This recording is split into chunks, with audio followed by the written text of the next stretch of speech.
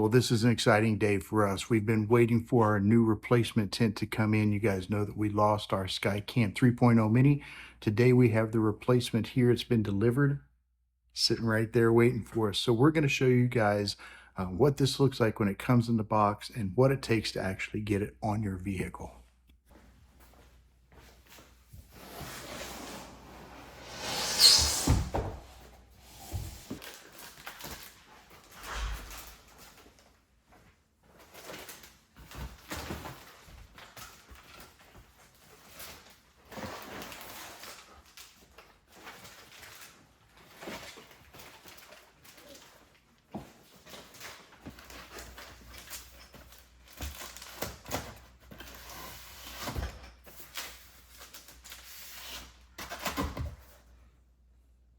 Well, this is what was inside the mounting bracket box. There are 4 of these mounting brackets.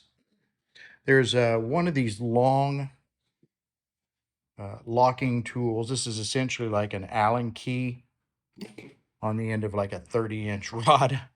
This handle will go on the end of the rod to help you turn it. And then these are little caps that go on the end of the mounting rails. We'll show you how to use all of those things. All right, so once you get all the shipping material out of the way, then you can see the tent itself. And as you can see, it's got a protective bag on it. Now, this is just elastic down here. You can pull it loose and pull it off without removing the tent from the bag. But we're going to leave this on because what we're going to need to do is lift this up, take it out that door, and then you can actually see the Jeep out there that we're going to put it on. We're going to set up a table so that we can set it on just as a prepping staging area, make sure that we're ready to go. And as we go through all of this process, I want to make sure that we've got the cover on here. The last thing I want to do is get it out there, scratch it up before we even have a chance to put it on the vehicle. Before you actually get started putting the tent on top of your vehicle, you want to do what you can to try to prep. You don't want to get all that tent out here because it is sizable. You don't want to get that out here and then go to put it on and realize, oh, I should have done whatever. In this case, this is the vehicle that we're going to put it on. This is a Jeep Gladiator, obviously. It's got the bed rack already on there. You can see it's already set up and ready for a tent.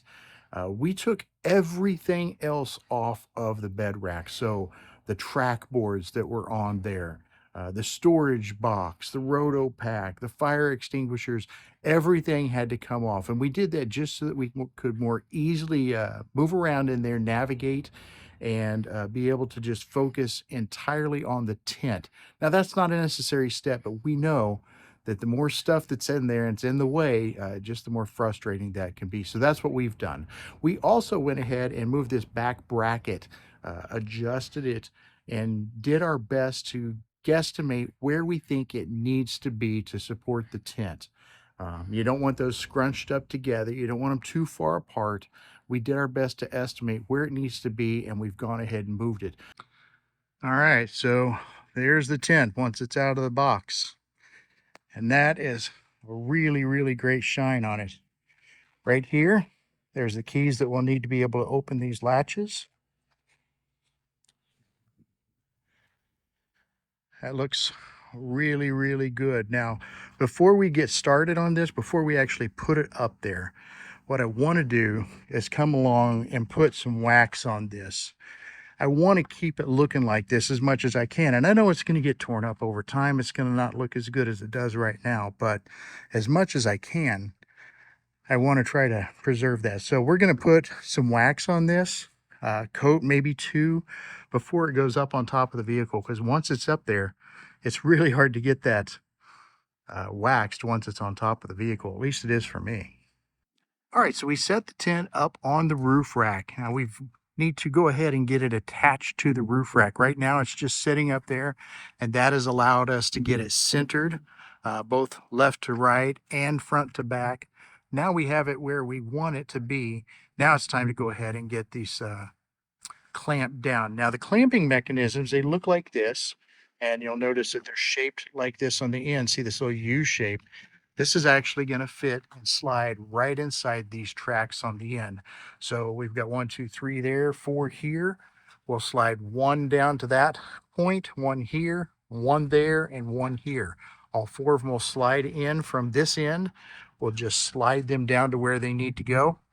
We'll lift up the tent to get the clamp to sit down over the cross beams, and then we'll be ready to tighten it down. These locking mechanisms are great. We really like these. We think this is a very simple way to attach a tent to your roof.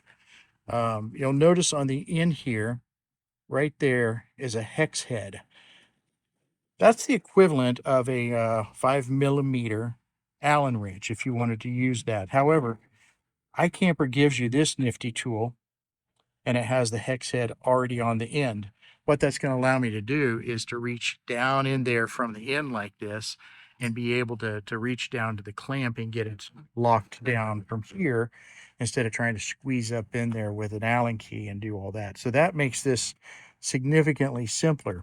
And what it's designed to do is to be able to do this clamp from this end and this clamp here from this end. But then when you get around to the front, you would be able to access this clamp from this end. But as you can see, I'm going to have a problem there because that's so close to the front of the vehicle here. I'm not going to be able to get that big 30-inch tool in there to get to that clamp. So I can either try to do that with an Allen key or something like that, or I think what I'm going to do in this case is I'm probably going to rotate the clamping mechanism so that the key works from this side, and then I can just come in from this side, use the tool, tighten it down, and then come back here and tighten the front one over here. We'll give that a try and see if that works. And if not, then we'll try a different way to get this done from the front. All right, well, you can see we've got the clamps all in place here.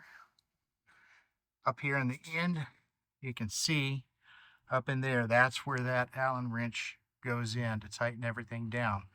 And as you twist that, it all just clamps down on those brackets and tightens everything down. So last thing will be just to put the caps in and we'll be done.